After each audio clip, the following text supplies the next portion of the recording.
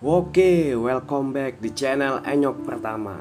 Kali ini gue mau bahas film hantu dari Thailand nih teman-teman. Hantunya ini nggak asing seperti di daerah-daerah kita, yaitu hantu kuyang.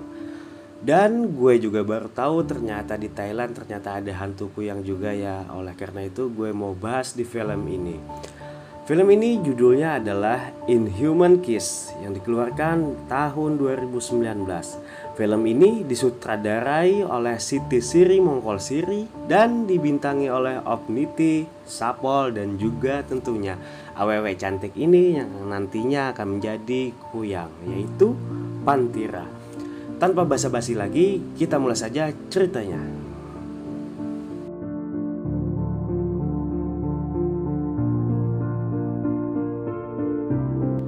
Film diawali dari 4 anak kecil yang sedang bermain petak umpet di sebuah rumah tua di tengah hutan.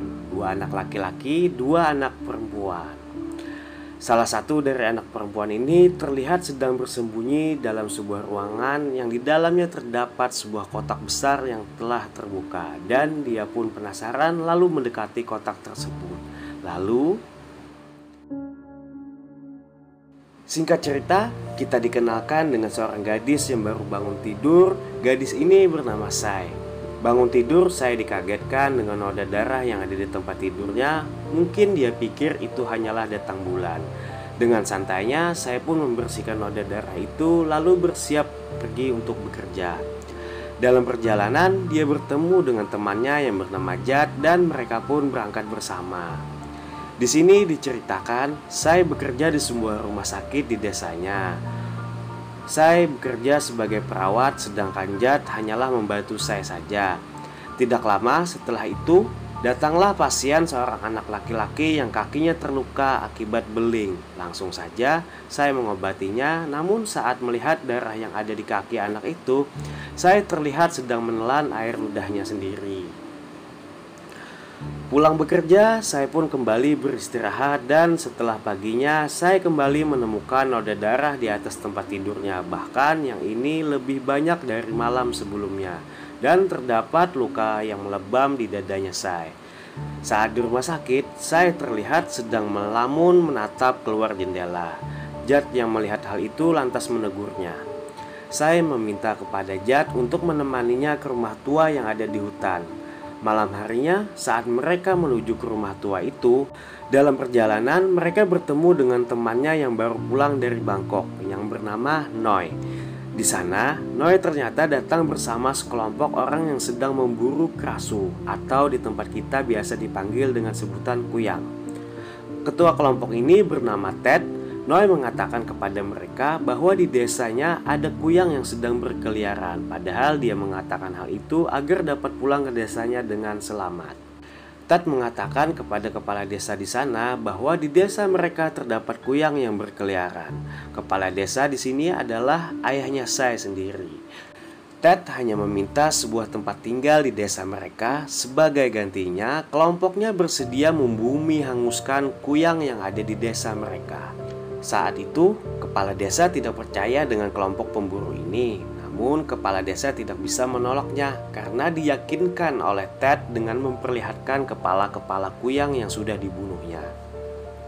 Sebenarnya, warga desa memang sudah diresahkan oleh sosok kuyang ini karena beberapa hewan ternak yang ada di desa mereka banyak yang mati dan isi perutnya menghilang.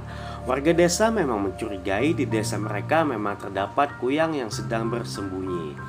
Cerita dilanjutkan dengan Noi yang diberi tempat tinggal di rumah sakit tempat saya bekerja. Noi menceritakan kepada saya bahwa orang tuanya sudah meninggal sewaktu di Bangkok. Oleh karena itu, dia pun pulang ke desanya. Noi saat ini sudah lulus sekolah kedokteran.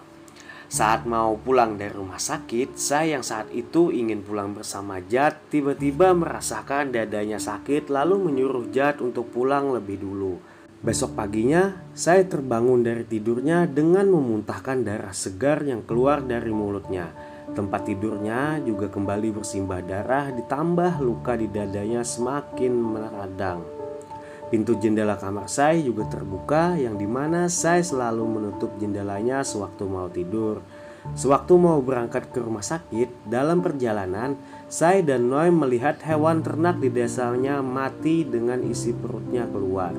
Setelah itu mereka pun menemui Jad yang saat itu ternyata bergabung dengan kelompok pemburu kuyang. Noi meminta kepada Jad untuk tidak bergabung dalam kelompok pemburu itu, namun Jad menolaknya. Sesampainya di rumah sakit, saya diam-diam mengambil sebuah obat salep yang akan digunakan untuk mengoles lukanya. Malam harinya, saat kelompok pemburu itu mau beroperasi, Jad mendatangi rumah saya terlebih dahulu dan mengingatkan kepada saya untuk menutup pintu jendelanya baik-baik. Setelah itu, saya terlihat sedang kesakitan dan luka di dadanya semakin membesar. Lalu, kepala saya terlepas. Dan disinilah terlihat ternyata kuyang yang selama ini bergentayangan di desa mereka adalah saya.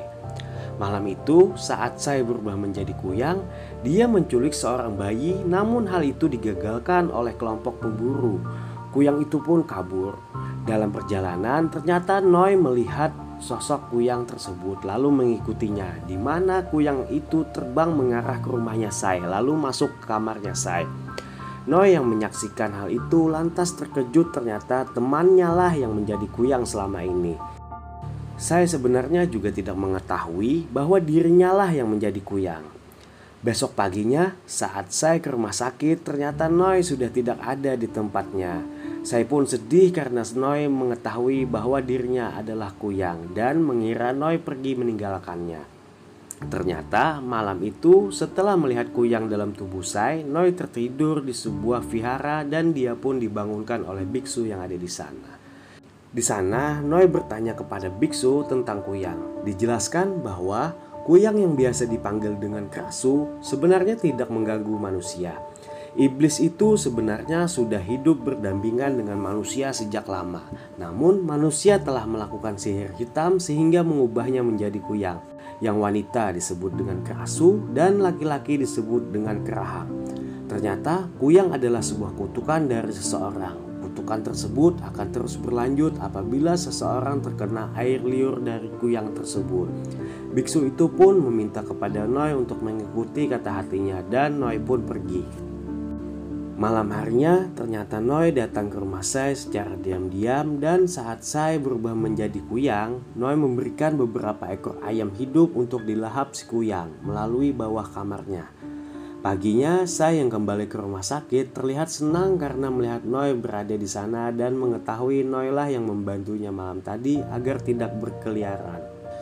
Noi kemudian mempelajari tentang kuyang dan dia mencoba mencari tahu bagaimana cara menyembuhkan saya dari kutukan tersebut. Bahkan setiap malam Noi kembali memberi makan kuyang itu. Sampai di mana dia membaca sebuah buku di mana terdapat sebuah obat herbal dari sebuah tumbuhan untuk menghentikan perubahan wujud dari kuyang itu. Dan Noi pun mulai mencari tentang tumbuhan tersebut. Para pemburu yang sudah lama tidak melihat kuyang berkeliaran tampak frustasi. Sampai tiba di suatu hari saat di rumah sakit sedang ada anak yang diperiksa di sana. Saya saat itu diberikan minuman oleh Jad. Setelah meminum, dia meletakkan gelasnya di samping anak kecil itu lalu meninggalkannya. Terlihat anak kecil itu sedang kehausan dan mungkin saja dia meminumnya. Malam harinya ternyata anak kecil itu berubah menjadi kuyang dan langsung dibunuh oleh kelompok pemburu yang dipimpin oleh Ted dan mengambil jantung kuyang itu. Ted yang mengetahui bahwa anak kecil itu sebelumnya datang ke rumah sakit lalu mencurigai bahwa saya adalah seorang kuyang. Melihat dirinya sedang dicurigai oleh kelompok pemburu, malam harinya Sai dan Noi pergi ke rumah tua di tengah hutan dan mereka menemukan tanaman herbal yang diteliti oleh Noi. Saat sedang mengumpulkan tanaman tersebut, ternyata mereka diserang oleh kelompok pemburu disertai dengan Jad yang mengikuti mereka. Di sana, Sai masuk ke dalam rumah sedangkan Noi menahan mereka di luar. Saat di dalam rumah tua, Sai masuk ke dalam ruangan yang di dalamnya terdapat sebuah peti dan tak lama setelah itu Sai pun berubah. Sai menghabisi satu persatu kelompok pemburu saat dia berubah menjadi sosok kuyang. Dan di sini Ted terlihat kewalahan dan Sai pun berhasil selamat setelah mengalahkan Ted. Besok paginya terlihat banyak mayat dari kelompok pemburu yang berserakan dan Ted yang terluka datang membawa Jad. Ted mengatakan kepada kepala desa dan warga bahwa dia telah mengetahui siapa kuyang yang bergentayangan di desa mereka, yaitu Sai. Mendengar hal itu, warga pun langsung mendatangi rumah Sai yang dipimpin oleh Ted. Di sana kepala desa yang saat itu adalah ayahnya Sai mencoba menahan mereka dan meminta baik-baik agar tidak main hakim sendiri. Sai pun diminta oleh ayahnya untuk keluar, namun saat itu Sai panik karena dirinya ingin berubah kembali. Sai pun mencari tanaman herbal yang ditemukannya di hutan, namun saat ingin memakan tanaman tersebut, Sai yang panik lantas menjatuhkannya ke bawah rumah. Dia pun harus turun mencari kembali tanaman herbal yang jatuh itu. Sampai saat Sai mendapatkannya, dia pun keluar perlahan menemui para warga. Sai mengatakan bahwa saat di hutan dirinya diculik oleh Ted dan kelompoknya mencoba ingin memperkosanya. Jad yang saat itu ada di sana melihat kenyataan bahwa Sai adalah seekor kuyang. Lantas melindungi Sai dengan mengatakan bahwa Sai bukanlah seorang kuyang. Dia benar diculik oleh kelompoknya Ted dan ingin diperkosa. Warga pun marah kepada Ted dan Ted pun langsung kabur.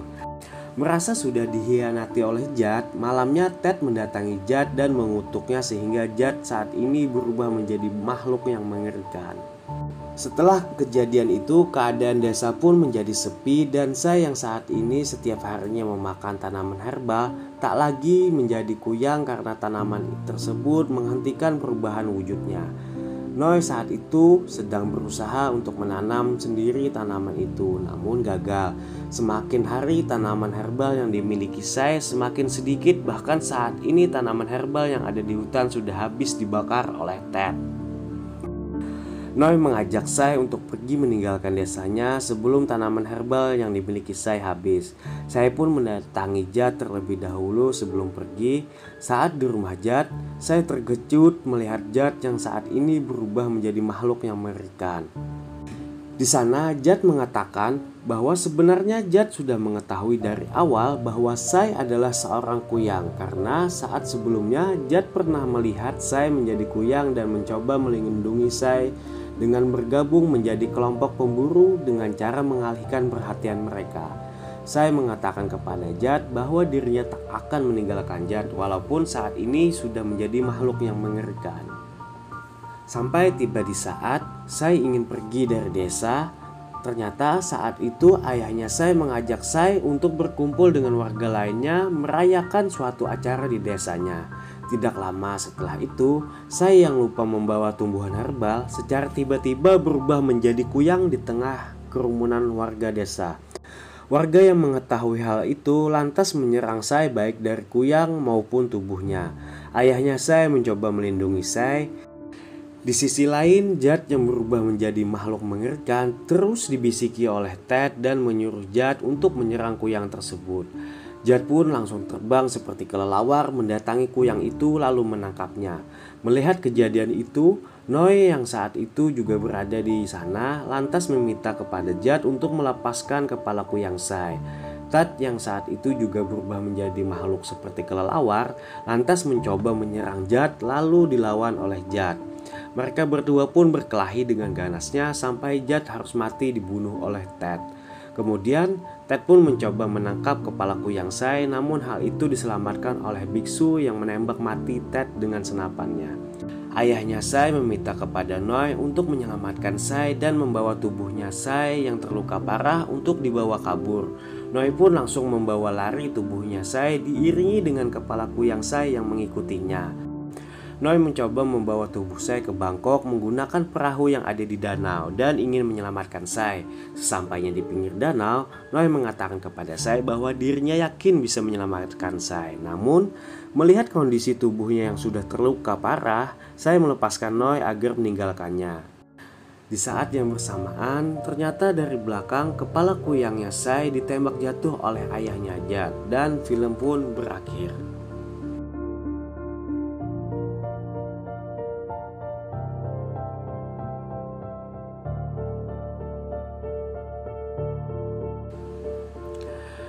Di sini saya akan menjelaskan sedikit bahwa di dalam cerita film ini terdapat dua makhluk iblis, yaitu kuyang yang dipanggil dengan Krasu untuk wanita dan Krahang untuk laki-laki. Mereka berdua diceritakan dulunya adalah sepasang kekasih, namun Krasu mengkhianati Krahang karena jatuh cinta kepada manusia.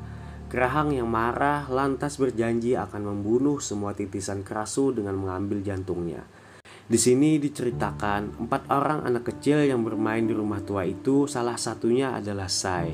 Di mana saat di awal, Sai yang bersembunyi di dalam ruangan kosong ternyata dihampiri oleh Krasu dan Sai tanpa dia ketahui menerima kutukan itu karena dicium oleh Krasu. Seorang wanita apabila terkena air liur Krasu, maka dia akan menjadi Krasu selanjutnya. Terbukti saat di rumah sakit, anak kecil yang ditangani Sai tanpa sengaja meminum air bekas gelas yang habis diminum oleh Sai. Dan malam harinya pun dia pun berubah menjadi Krasu. Di sini diketahui bahwa Sai, Noi, dan Jad adalah sahabat sejak kecil. Oleh karena itu, mereka bertiga saling melindungi satu sama lain. Baik, mungkin sekian dulu untuk video kali ini. Semoga kalian terhibur. Jika kalian suka dengan video ini, silahkan klik tombol subscribe-nya. Dan jika tidak suka, silahkan dislike aja. Jangan lupa tinggalkan kritik dan saran kalian di kolom komentar. Dan sampai jumpa di video selanjutnya. See you next video. Bye-bye.